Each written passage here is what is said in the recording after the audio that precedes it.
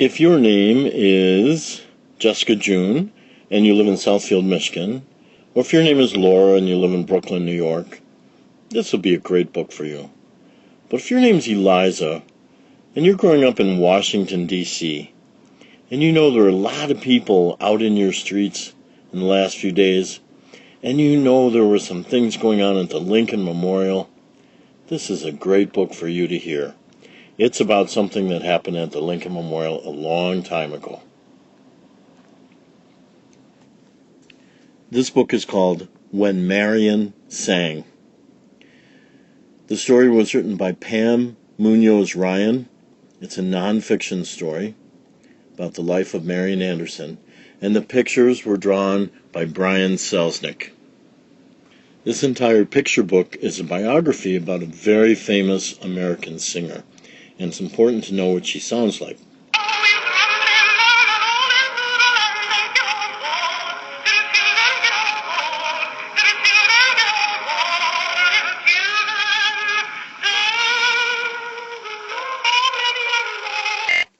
She sang that song a very long time ago. But here's a link to a different song of hers called Deep River, and you can listen to that when you're ready to do so. In 1897, Marian Anderson was born in Philadelphia, Pennsylvania, the same city where the Declaration of Independence was written and proclaimed. Those who heard her in person said this about her: "It was her range of notes that caused all the commotion.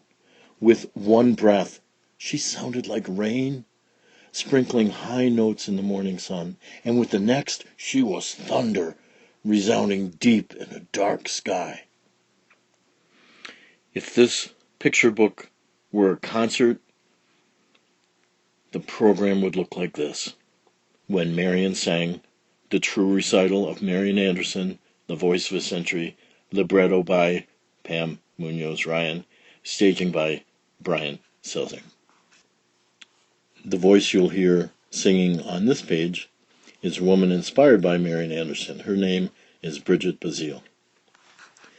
No one was surprised that Marian loved to sing. After all, she listened to Father singing in the morning as he dressed. Mother often hummed while she worked in the kitchen. Sometimes Marian and her little sisters, Ethel May and Elise, sang songs all afternoon.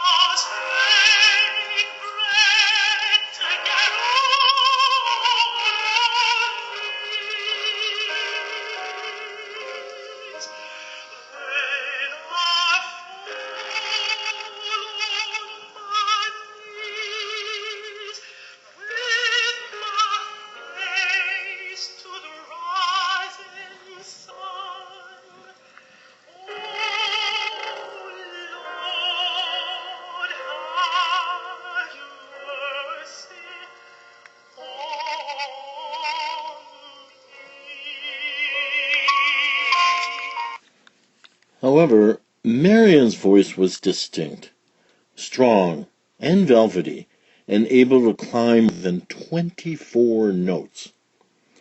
Everyone wanted to hear Marian sing, and she would sit at home, rock her doll in her arms, and she would sing.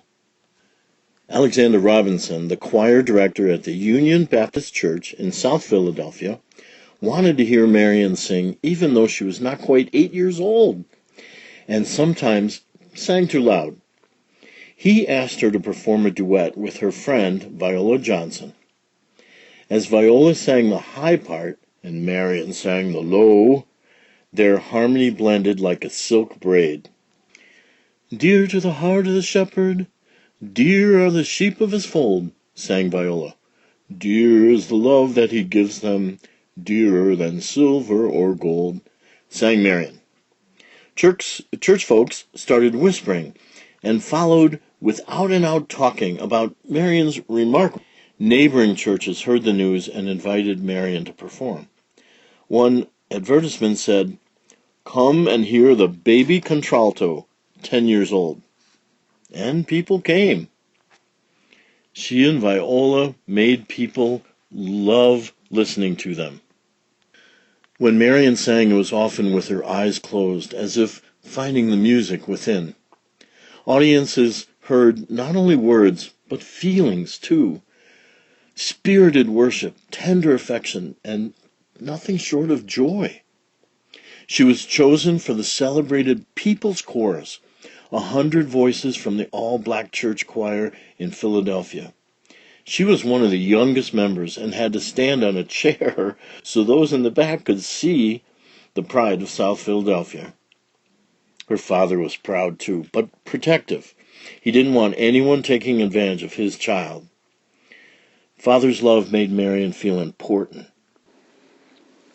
When he died after an injury at the Reading terminal, where he sold ice, tragedy filled Marian's heart and sometimes her songs. This is someone who lived the same time as Marian, a man by the name of Paul Robinson. Paul Robinson sings a song that was in Marian's heart.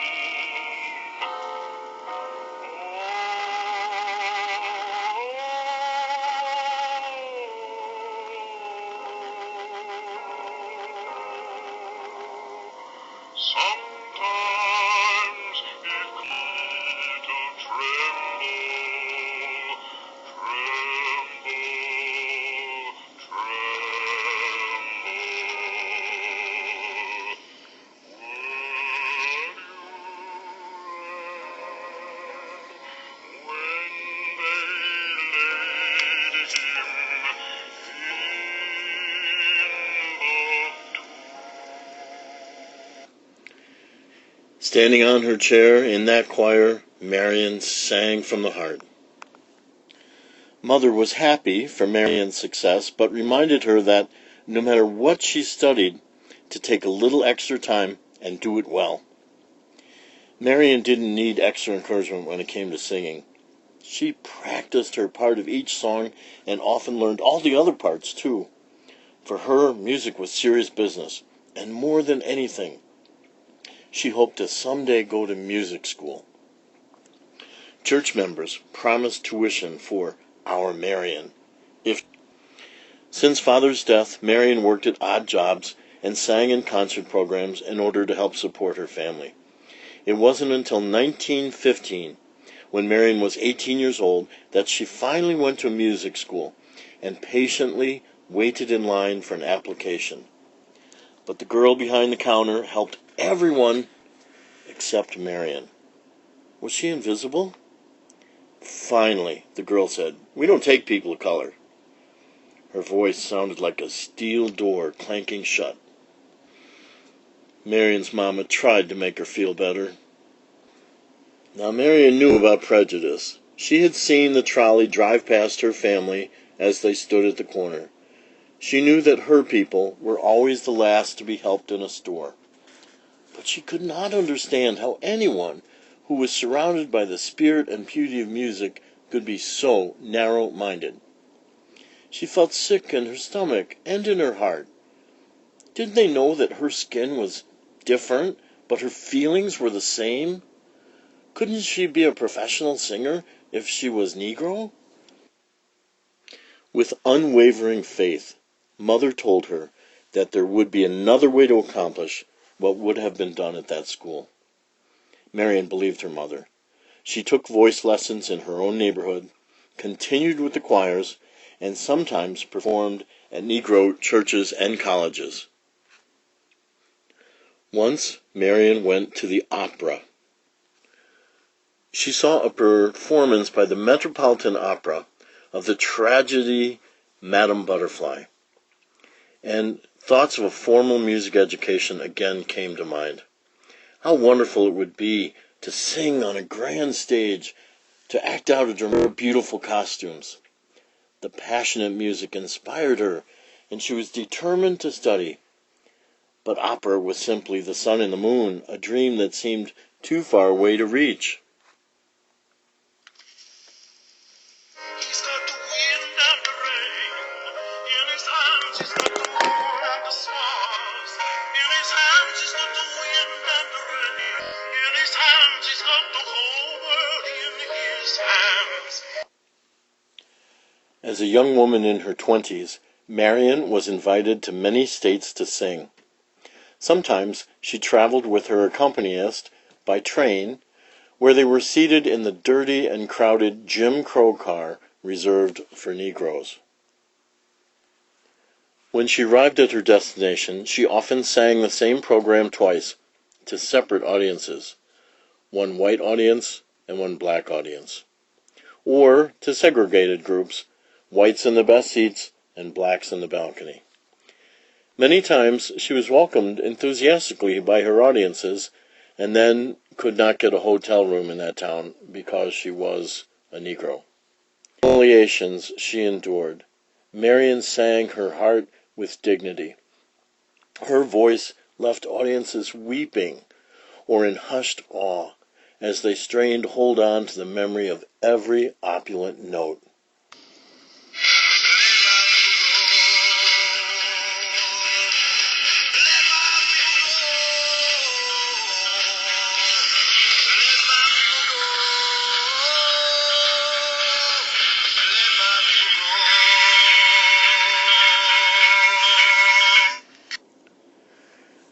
Marian still wanted to advance her singing with master teachers. With the help of friends, she was granted an audition with the fierce yet famous Giuseppe Boghetti. When she arrived at his studio, Mr. Boghetti announced that he didn't have time or room. Too afraid even to look at him, Marian took a deep breath. Slowly, with great emotion, she sang a song that meant a lot to her. Deep River, my home is over Jordan. Deep River, Lord, campground. Don't you want to go to that gospel feast, to that promised land where all is peace? Oh, Deep River, Lord, I want to cross over into campground. Marian finally lifted her eyes. I will make room for you right away, Mr. Boghetti said firmly, and I will need only 2 years with you. After that, you will be able to go anywhere and sing for anybody. The devoted church community raised the money for her lessons with Mr. Boghetti. Marian dreamed of being able to get on board a ship and sail across the ocean to Europe, where she could play for audiences there. So Marian worked hard with Mr. Boghetti, and sometimes for practice she sang scenes from Italian operas with him. Her recitals now included German songs too, but other languages troubled her. She didn't want simply to sing beautiful words like dunkel wie dunkel in Wald und in Feld. She wanted to know what the words meant. Dark, how dark in the woods and the fields. Other Negro singers had gone overseas to develop their voices and learn foreign languages. Why not her? After all, Europe was different. There she would be able to sing to mixed audiences and travel without the restrictions put on her people in America. Marian needed to grow, and Mother agreed. A bundle of trepidation and excitement, Marian boarded the Ile-de-France in October 1927, a beautiful ocean-going liner. She had never been so far from her family. She knew her sisters would take good care of Mother, but still she already felt twinges of homesickness.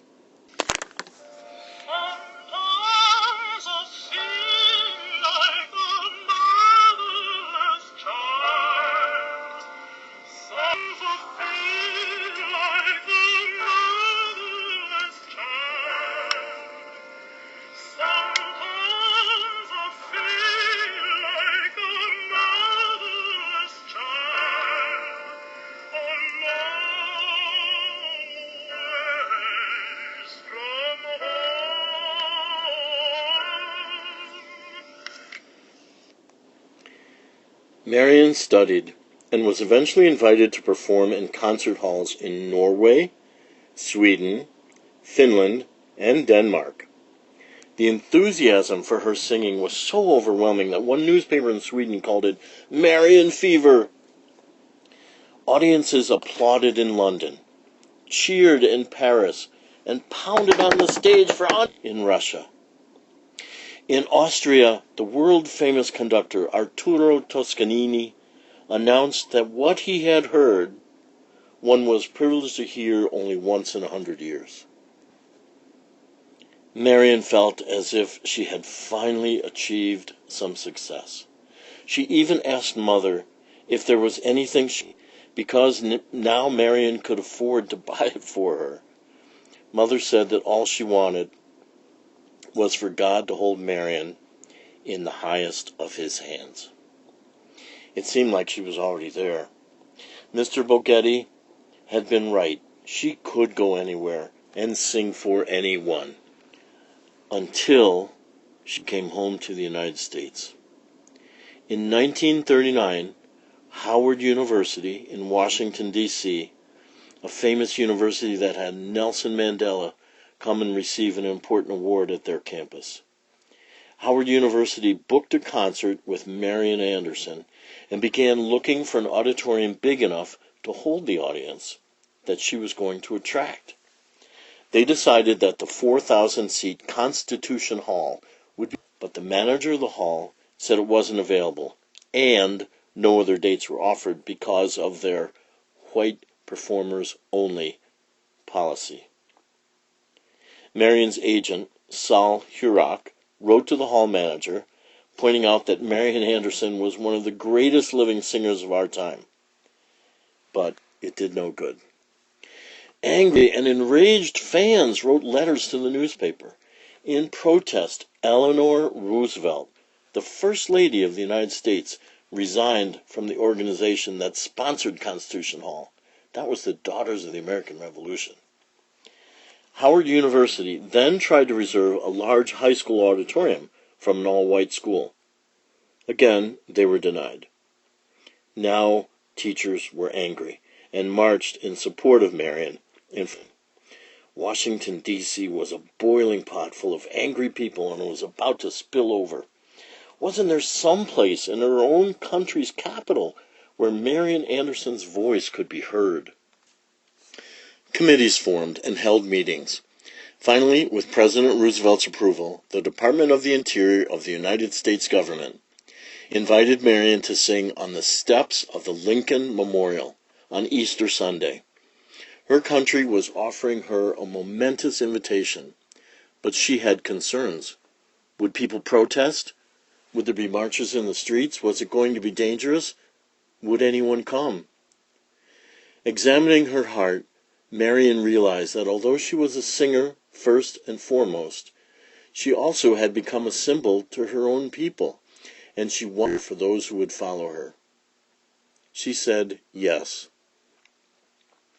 Standing in the shadow of the statue of Abraham Lincoln, waiting to be called out, she read the engraved words on the wall of the memorial. This nation, under God, shall have a new birth of freedom. Marian looked out on a river of 75,000 people. Her heart, would she be able to utter one note? She took a deep breath and felt the power of her audience's goodwill surge toward her. Marian's sisters were there, and Mother too. Marian stood straight and tall. Then she closed her eyes and sang. A roaring cheer followed every song. At the end of the program, the people pleaded for more. When she began her thought-provoking encore, "Oh, nobody knows the trouble I see. Nobody knows my sorrow." Silence settled on the multitudes. No one who was present at the Lincoln Memorial on that day ever forgot the way Marian sang. For almost 16 years after the Lincoln Memorial performance, Marian sang for kings and queens, presidents, prime ministers, famous composers, and conductors. She received medals, awards, and honorary degrees for her magnificent voice. But there was still one place Marian had not sung. When she was finally invited, it was a dream come true. Marian wondered how people would react. No Negro singer had ever done such a thing. She would be the first. But she didn't need to worry. Behind the contract, someone said, "Welcome home." On opening night, excitement charged the air. As Marian waited in the wings, the orchestra began. Her stomach fluttered. She walked onto the grand stage. Trembling, she straightened her costume and waited for the pounding music she knew to be her cue. Tonight was her debut with the Metropole. At long last, she had reached the sun and the moon. The curtains parted, and Marian sang. One of the people at the Lincoln Memorial concert in 1939 was Secretary of the Interior Harold Ickes, who worked for President Roosevelt. This is what he said about it. "Genius, like justice, is blind. For genius has touched with the tip of her wing this woman. She has endowed Marian Anderson with such voice and will above his fellows, as is a matter of exultant pride to any race." This book has a long list of important dates in Marian's life. It has a list of the recordings made of her voice, some of which you've heard, and it is not hard to find information about Marian Anderson because she changed history. This is a small radio broadcast, a 7-minute one, done by Susan Stamberg about Marian Anderson, and it includes an opportunity for you to listen to and to see Marian sing. It's worth finding. The one unidentified voice in this storybook, singing "Let My People Go," at least a version of it, was Darius Rucker from Hootie and the Blowfish. The best music is the music that Marian herself recorded, and you can find a lot of it. People still visit the Lincoln Memorial all the time. If your name is Eliza and you're in Washington, D.C., you've surely been there. And next time you go, you can remember that it was on those steps that Marian Anderson sang for the entire country.